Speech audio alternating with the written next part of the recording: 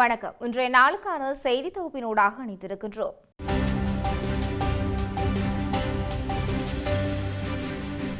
தமிழினத்தின் இருப்பை பாதுகாத்துக் கொள்ள தமிழ் தேசிய கட்சிக்குள் ஒற்றுமை தேவை என்று ஜனநாயக தமிழ் தேசிய கூட்டணியின் உத்தியோகபூர்வ பேச்சாளர் சுரேஷ் பிரேமச்சந்திரன் தெரிவித்துள்ளார். தாங்கள் விரும்பியவாறு ஜனநாயக தமிழ் தேசிய கூட்டணி செயற்பட வேண்டும் என்று தமிழ் தேசிய மக்கள் முன்னணி விரும்பினால் அது நடக்காது என்று அவர் சுட்டிக்காட்டியுள்ளார். சமகால அரசியல் நிலைமை குறித்து ஊடகம் ஒன்றுக்கு வழங்கிய செவ்வியின் போதே அவர் மேற்கண்டவாறு குறிப்பிட்டுள்ளார். அவர் மேலும் தெரிவிக்கையில், பொது விடயங்களாவது தமிழ் தேசிய கட்சிகள் ஒன்றுபட்டு செயற்பட வேண்டும். இதை விடுத்து தமிழ் தேசிய கட்சிகள் இன்னும் ஏட்டிக்கு போட்டியாக செயற்படுவோமாக இருந்தால் அது பாரதூரமான விளைவுகளை ஏற்படுத்தும். தற்போதைய அரசு தரப்பினர் கொள்கை ரீதியாக அதிகார பகிர்வுக்கு எதிரானவர்கள். இந்த நாட்டில் தேசிய பிரச்சினை தீர்க்கப்பட வேண்டும் எனில் நிச்சயமாக புதிய அரசமைப்பு கொண்டுவரப்பட வேண்டும் என்று குறிப்பிட்டுள்ளார். நாடாளுமன்ற உறுப்பினர்களின் வேதனம் ஒரு குறிப்பிட்ட கணக்கில் வரவு வைக்கப்படுகின்றதா அல்லது அந்தந்த நாடாளுமன்ற உறுப்பினர்களின் கணக்குகளில் வரவு வைக்கப்படுகின்றதா என்பது குறித்து கையூட்டல் குற்றச்சாட்டுகளை விசாரிக்கும் ஆணைக்குழு நாடாளுமன்றத்திடம் விளக்கம் கோரியுள்ளது. முன்னாள் நாடாளுமன்ற உறுப்பினர் உதய கம்மன்பில அளித்த முறைப்பாட்டை தொடர்ந்து இந்த விளக்கம் கோரல் மேற்கொள்ளப்பட்டுள்ளதாக தெரிய வருகின்றது.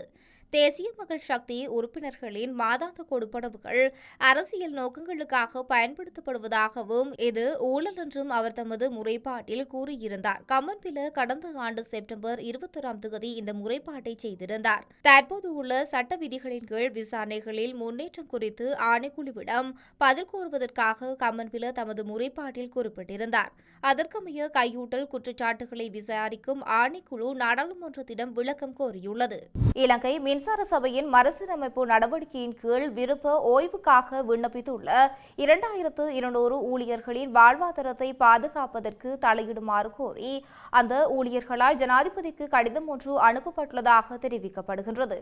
குறித்த கடிதத்தினூடாக அந்த ஊழியர்கள் தெரிவித்துள்ளதாவது, வழங்கப்பட்ட ஒரு குறிப்பிட்ட கால அவகாசத்துக்குள் விருப்ப ஓய்வு பெறுவதற்கு தாங்கள் தீர்மானித்துள்ளதாகவும் அதற்கமைய தங்களின் வருங்கால வாழ்வாதார வழிகளை திட்டமிடப் போவதாக அவர்கள் குறிப்பிட்டுள்ளனர்.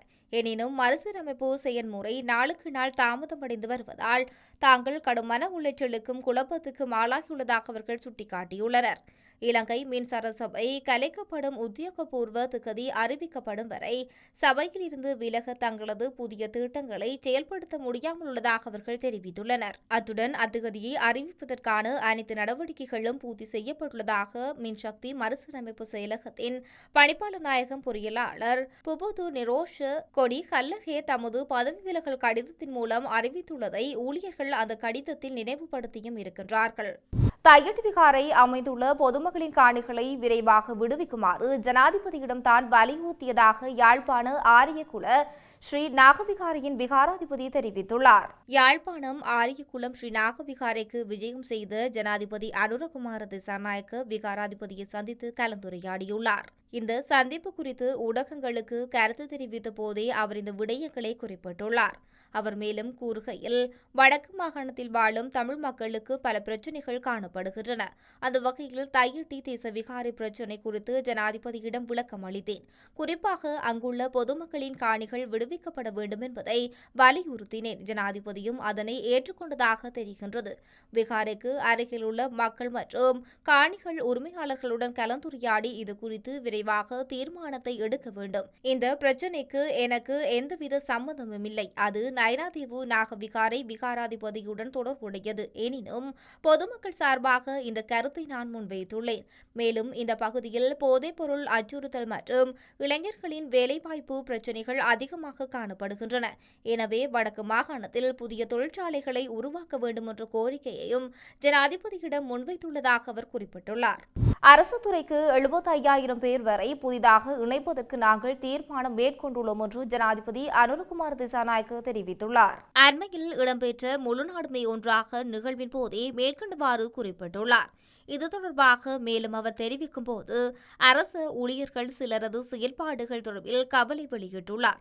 மேலும் தெரிவிக்கையில் நாட்டில் மூலை முடுக்குகள் எங்கும் போதைப்பொருள் வர்த்தகம் மற்றும் பாவனை வியாபித்து இருக்கின்றது. அதனை கட்டுப்படுத்த எமது அரசாங்கம் அனைத்து நடவடிக்கைகளையும் தீவிரமாக முன்னெடுத்து வருகின்றது. எனினும் இதில் துயரமான விடயம் என்னவென்றால் அரசு அதிகாரிகள் பலர் கூட இதற்கு துணை போகின்றார்கள். அதே சமயம் கடந்த 2025ஆம் ஆண்டு பல்வேறு துறைகளிலும் வெற்றிகளை அடைந்த வருடமாகும்.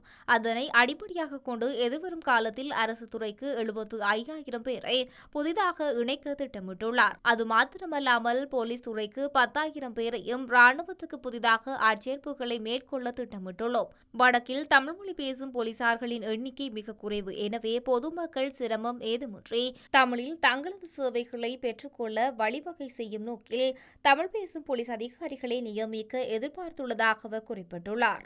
முன்னாள் நாடாளுமன்ற உறுப்பினர் நந்தன குணதிலக காலமானார். சிறிது காலமாக உடல்நிலை சரியில்லாமல் இருந்த அவர் ராகம மருத்துவமனையில் சிகிச்சை பலனின்றி உயிரிழந்துள்ளார். உயிரிழக்கும் போது அவருக்கு 64 வயதாகும். மக்கள் விடுதலை முன்னணியின் ஆரம்பகால உறுப்பினரான இவர் அக்கட்சியை பிரதிநிதித்துவப்படுத்தி ஜனாதிபதி தேர்தலிலும் போட்டியிட்டிருந்தார். பின்னர் மக்கள் விடுதலை முன்னணியிலிருந்து விலகி ஐக்கிய தேசிய கட்சியுடன் இணைந்து கொண்டார்.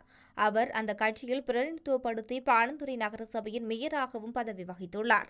மறைந்த நந்தன குணதிலக இறுதி ஏற்பாடுகள் பின்னர் அறிவிக்கப்படும் என குடும்பத்தினர் தெரிவித்துள்ளனர்.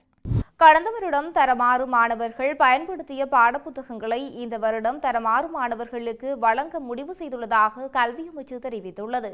இந்த வருடம் தரமாறு மாணவர்களுக்கு பழைய பாடத்திட்டத்தையே தொடர முடிவு செய்ததை தொடர்ந்து இந்த தீர்மானம் எடுக்கப்பட்டுள்ளது. தரமாறுக்கான புதிய கல்வி சீர்திருத்தங்கள் இந்த ஆண்டு அறிமுகப்படுத்த திட்டமிடப்பட்டிருந்தது. எனினும் எதிர்க்கட்சிகள் உட்பட பல்வேறு தரப்பினரின் தொடர்ச்சியான ஆட்சேபனைகள் காரணமாக அரசாங்கம் அவற்றை 2027 வரை ஒத்திவைத்துள்ளது.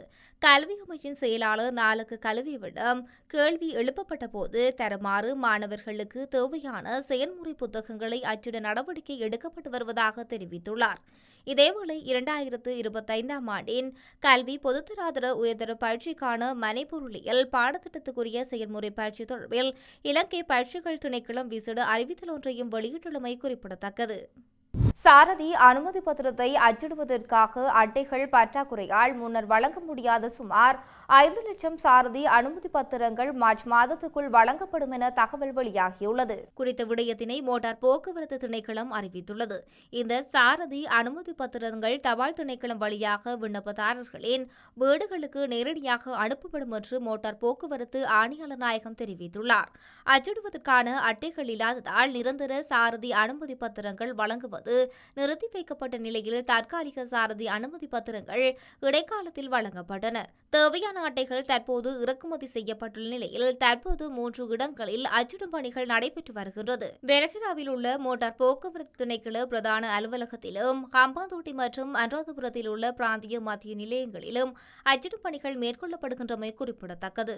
இத்துடன் இன்றைய நாளுக்கான செய்தி தொகுப்பு நிறைவடைகின்றது. மற்றும் ஒரு செய்தி தொகுப்பினூடாக இணைந்திருக்கலாம். வணக்கம்.